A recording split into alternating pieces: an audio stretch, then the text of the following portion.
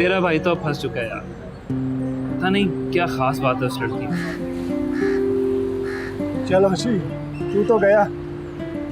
एक मिनट, खेल तो अब मज़ेदार हुआ है। मतलब ये कि हम तुझे एक चैलेंज देते हैं। अगर तू उस लड़की को पटाने में कामयाब हो गया तो जहां तू बोलेगा, जैसी ट्रीट बोलेगा, हम देंगे। ये क्या बात हुई यार? मैं तो ऐसा कुछ नहीं सोचा, मुझे तो बस वैसे ही वो अच्छी लगी। That's it. नहीं बेटा, अब तो तुझे चैलेंज कबूल करना पड़ेगा। हाँ ना, तो और क्या। ये तो खेल अब मज़ेदार हो गया। देख आरिफ, मॉडर्न लड़की पटाना कोई मुश्किल काम नहीं। मज़ा तो तब आएगा कि तू इस लड़की को पटाकर दिखाएगा। देखो यार, तुम हारिफ को बहुत मुश्किल टास्क दे रहे हो। देख यार, तू हारिफ को हल्के में मत ले। चलो भाई, ये डन हो गया।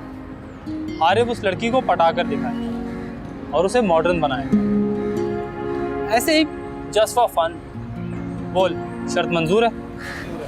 मंजूर है। और हाँ, अपनी शर्त याद रखना, तुझे उस लड़की को पटाना है, उसे मॉडर्न बनाना है। ये इश्क वगैरह के चक्कर में मत पड़ जाना।